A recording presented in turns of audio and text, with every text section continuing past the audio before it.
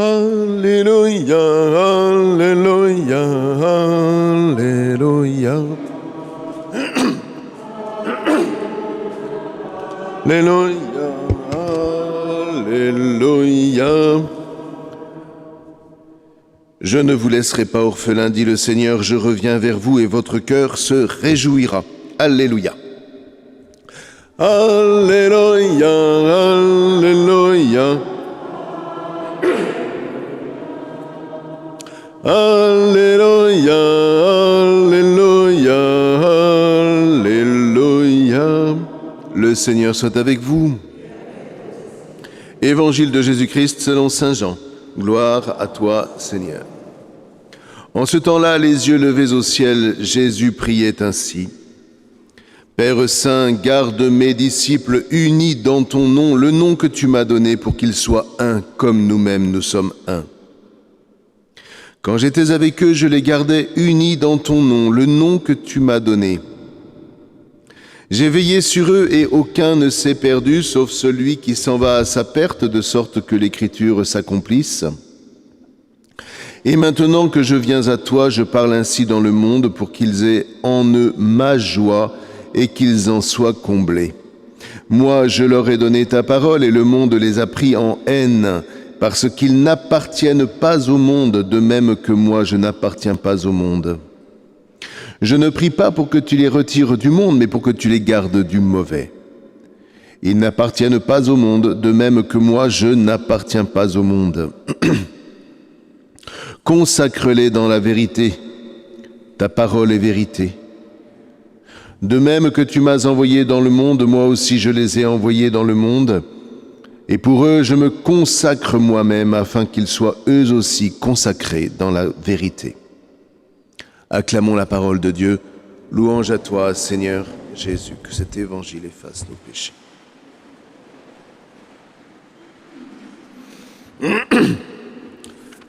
Alors, je vous propose de suivre bien pas à pas les textes de ce matin.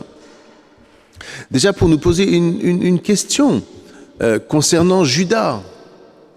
Judas que nous avons tendance souvent à condamner sans autre procès. Fini. Allez, le vieux Judas, il s'est pendu, c'est son problème. Et puis en plus, il a trahi Jésus. Oui, bon. Sauf que Judas a un rôle très important, c'est précisément pour ça qu'on en parle dans les évangiles. Judas était un apôtre. Ce qui veut dire que tout apôtre que tu sois, tu peux très bien décider de ne pas suivre Jésus, de ne plus le suivre. Ah. Parce que si tu suis Jésus, c'est vraiment librement.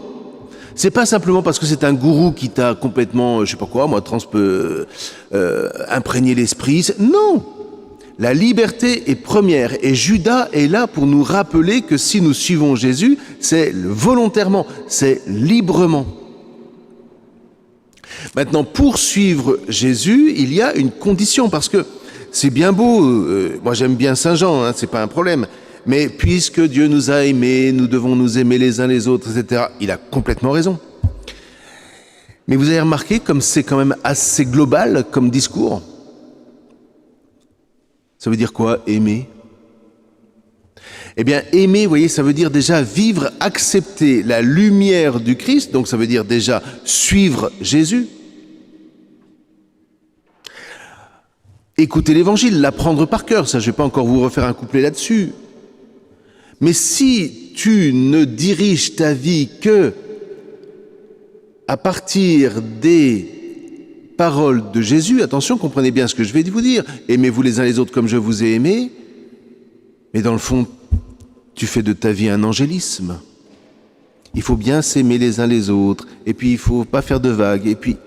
Non, c'est de l'angélisme, ça. Vous voyez, la lumière du Christ, la lumière de l'amour est faite, pourquoi ? Pour que nous mettions en branle notre intelligence, ce qu'on appelle la raison. Parce que vous et moi, nous sommes dans des situations où il faut constamment analyser pour prendre des décisions et faire en sorte que ces décisions soient bonnes. Or, le précepte de Jésus « Aimez-vous les uns les autres comme je vous ai aimé » est là pour éclairer précisément les situations que nous rencontrons, de telle sorte que nous analysions et nous prenions des décisions dans la lumière de l'amour. Mais l'amour de Dieu n'a jamais écarté la raison. Est-ce que vous comprenez ce que je veux dire ? C'est ça qu'on appelle la bénédiction dans la Bible. La bénédiction, c'est lorsque tu deviens capable, par la lumière de la parole qui est entrée en toi, la lumière de Jésus, d'éclairer tes décisions pour que tes décisions donnent la vie. À partir de là, il faut être très concret. Et tous les péchés que nous commettons sont toujours les moments où nous prenons des décisions en se disant « j'ai pas besoin de la lumière de Jésus ». Je n'ai pas besoin de sa parole. Je n'ai pas besoin de cette lumière qui émane de lui. D'accord ? Et dans le fond, dans nos confessions, on aurait plutôt de dire toujours je demande pardon parce que j'ai été un petit peu orgueilleux, puis j'ai été un petit peu menteur, et puis j'ai été peu ci, puis là. Non, une confession, c'est quoi ? La confession, c'est Seigneur, je viens me confesser à toi parce que dans telle décision, telle remarque, telle attitude, je ne me suis pas laissé éclairer par ta lumière. Et du coup, j'ai donné la mort. J'ai donné la mort en parlant mal, en médisant, en ceci, enfin tout ce que vous voulez, c'est pas bien grave. Mais est-ce que vous comprenez ? Vraiment, la vie chrétienne, il faut absolument les deux. Si jamais je laisse uniquement la raison me guider sans la lumière, attention, parce que là, je vais tomber dans ce qu'on appelle, de manière technique, la morale de situation. Et c'est exactement ce que vous voyez aujourd'hui au niveau gouvernemental. Il y a un petit truc, pof, on fait une loi. Il y a un autre petit truc, pof, on refait une loi. Mais la morale de situation, elle n'arrange rien. Et surtout, elle n'a pas de perspective. Elle ne cherche pas à faire grandir, elle cherche simplement à réprimer un peu plus pour que les gens marchent mieux dans le cadre. Ouais ? Donc vraiment, on a besoin des deux. C'est pour ça que célébrer la Pentecôte dimanche prochain, c'est célébrer l'avènement de cette lumière qui va faire que, grâce à elle, grâce à la lumière de l'Esprit qui me vient de Jésus, je vais pouvoir prendre les vraies et bonnes décisions de ma vie, c'est-à-dire celles qui font grandir ceux qui sont autour de moi. Et en faisant grandir ceux qui sont autour de moi, je vais moi-même grandir. Alors maintenant, il y a la source de cette lumière qu'il faut bien comprendre, et c'est l'évangile d'aujourd'hui. Vous voyez, quand personnellement j'entends Père Saint, garde mes disciples unis dans ton nom, le nom que tu m'as donné. Ton nom, Hashemcha, c'est-à-dire Hachem, c'est le Dieu d'Israël, d'accord ? Mais son nom est tellement grand qu'on ne peut pas le prononcer. Alors on parle, c'est le nom. C'est le nom. Voilà.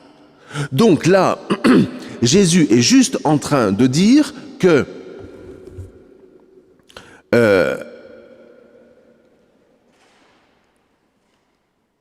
il a reçu le nom de Dieu. Vous voyez, quand on dit que Jésus n'a jamais dit qu'il était Dieu, faudrait quand même un petit peu plus aller voir dans les Écritures. Hein. Bien sûr que Jésus a dit qu'il était Dieu. Tu m'as donné ton nom, tu m'as donné le nom. Je suis Hachem, je suis Adonai. Vous comprenez ça ? Ouais, c'est drôlement important. Et parce que tu m'as donné ton nom, eh bien, fais en sorte que il soit un comme nous-mêmes nous sommes un. Ça veut dire quoi ça ? Mais vous voyez, moi j'entends là, toujours, à ce moment-là, Shema Yisraël, Adonai Eloheinu, Adonai Echad. Écoute Israël, Adonai est notre Dieu, Adonai est un. Mais le un, il faut toujours se méfier, parce que j'ai bien l'impression que pour la plupart d'entre nous, ce un, c'est le seul Dieu qui existe. Je dis pas que c'est faux, mais c'est pas ça que ça signifie. Le Dieu un, ça signifie celui qui unifie. Echad, c'est un au sens où on est ensemble, on est frères. Ach, en hébreu, a donné Echad. Ach, c'est le frère. Ouais. Echad, c'est nous sommes unis. Le Adonai Echad, c'est le Dieu qui unifie. Donc, en Jésus, nous contemplons Dieu qui unifie. Dieu qui fait de nous des frères et des sœurs. Dieu qui est à la source de notre communauté. Et cette communauté, quand on en a conscience, qui s'appelle l'Église, évidemment, pour nous, mais elle nous rend forts. Parce qu'elle illumine les décisions que nous prenons par la raison. Elle illumine cette communauté. Elle transmet la lumière de Dieu qui illumine chacune de nos décisions propres. C'est comme ça qu'on est fort et qu'on peut partager les uns avec les autres. Donc, garde mes disciples unis dans ton nom, bah oui, c'est précisément pour qu'ils puissent avoir la bénédiction qui vient de Dieu. Hein, le nom que tu m'as donné, bah ouais, pour qu'ils soient un comme nous-mêmes, nous sommes un. Alors j'ai veillé sur eux, et aucun ne s'est perdu, sauf celui qui s'en va à sa perte. Ben oui, parce que même si, encore une fois, même si comment dire, même si la lumière de Dieu t'est donnée, tu peux la refuser. Car tu es libre. Tu peux la refuser, c'est possible. Ce qui veut dire que si vous êtes là et si je suis là, c'est que nous avons choisi d'y être. Et c'est ça, rien que ça, on devrait pouvoir dire gloire à Dieu. Vous voyez ? On n'est pas simplement en train de suivre le courant et de faire comme tout le monde. C'est le moins qu'on puisse dire dans le monde qui est le nôtre. Et puis alors évidemment, je parle ainsi dans le monde pour qu'ils aient en eux ma joie. Alors c'est vrai, je suis le premier à dire que la joie ne se décrète pas. Mais nous pouvons faire en sorte d'être disponibles à cette joie. Et qu'est-ce qui me donne de la joie ? La joie, c'est lorsque je franchis une épreuve. C'est la définition d'un philosophe qui s'appelait Spinoza. Mais je trouve que c'est très juste. Regardez dans votre vie, les plus grandes joies que vous avez connues, c'est quand vous avez franchi, quand vous avez été victorieux d'une épreuve. La grande joie d'une maman, c'est toujours très, très surprenant, c'est à la suite d'un accouchement. Un accouchement, c'est jamais drôle, c'est jamais sans douleur. Enfin bon, sauf les techniques contemporaines, je dis pas le contraire. Mais enfin, en attendant, il a quand même fallu le porter 9 mois. Hein. Et ça, mesdames, respect total. Eh bien, quand l'enfant naît, on va pas lui faire payer les 9 mois qu'il a fallu le porter, on va l'accueillir dans une grande joie. Il y a eu une épreuve, on l'a traversée, et le fait d'avoir été victorieux de cette épreuve fait naître la joie. Eh bien, dans ce monde, vous voyez, ce monde est bourré d'épreuves. Mais si, dans ce monde, je confie ma réflexion, si je confie mes décisions à la lumière de Jésus, à la lumière qui émane de Jésus, alors là, je vais m'apercevoir que cette lumière m'ouvre des portes que je pensais être fermées, je vais décider de prendre ces chemins, et là, je vais connaître la joie qui vient de Jésus. Et c'est là où je rentre dans la gratitude. Merci Seigneur, parce que tu m'as éclairé. Tout seul, par ma propre raison, je pensais que tout était fermé. Mais grâce à toi, tu m'as montré une porte qui s'est ouverte. Et j'ai pris cette porte. Et j'ai grandi. Amen. Vous voyez ? C'est toute une dynamique, la vie chrétienne. Hein. C'est pas simplement « Jésus m'a dit de faire ça, je le fais ». Oh là, bon. Ouais. Et le plus beau là-dedans, et c'est ce que nous allons dire dans la prière du Notre Père, que ton nom soit sanctifié, le nom qui a été donné à Jésus, le nom qui est au-dessus de tout nom, dira saint Paul. Ça vous dit quelque chose, tous ces passages ? On dit la même chose, ouais. Que ton nom soit sanctifié, et à la fin, on nous dit « et garde-nous du mauvais ». Ne nous laisse pas entrer dans la tentation, mais délivre-nous du mal. Hein ? Mais c'est la même chose. Comment est-ce que Dieu nous délivre du mal ? Dieu nous délivre du mal non pas en écartant le mal de nos vies. Enfin, on peut tous témoigner que nous avons tous traversé des épreuves, oui. D'accord. Et pour certains, de sacrées épreuves, oui. Bon. Qu'est-ce qui m'a donné la force de franchir ces épreuves, de répondre au mal ? C'est cette lumière qui était en moi. Et qui faisait que même au plus fort de la détresse, je gardais cette volonté de suivre le Christ et de rester debout. Bravo! Mais vous voyez, la vie chrétienne, c'est vraiment la conjonction des deux.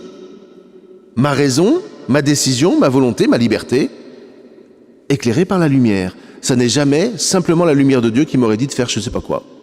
Méfiez-vous toujours quand quelqu'un vient vous dire « Ah, Jésus m'a dit que... » Oula, discernons. Et voyons aujourd'hui comment ce que Jésus a dit a pu éclairer. Si ça n'éclaire rien, et si ça fout la panique, ce qui se passe actuellement avec des tas de messages apocalyptiques qui se diffusent partout, si ça fout la panique, ça ne vient pas de Dieu. On est d'accord? Hein? Le Seigneur a donné sa vie, maintenant nous recevons l'Eucharistie, c'est pour illuminer notre semaine. Et oui, les informations dans le monde sont absolument terribles actuellement, et les médias s'en donnent à cœur joie pour vous montrer les missiles qui sont lancés contre d'autres missiles, etc. Au milieu de ce chaos, qui est-ce que je décide d'être, frères et sœurs?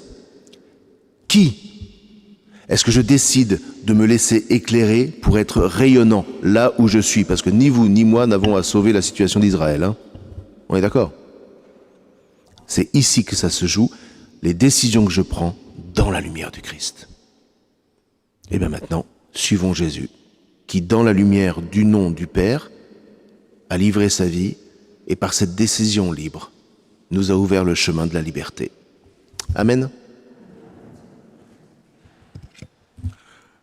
Le Seigneur est roi, que toute la terre chante sa gloire.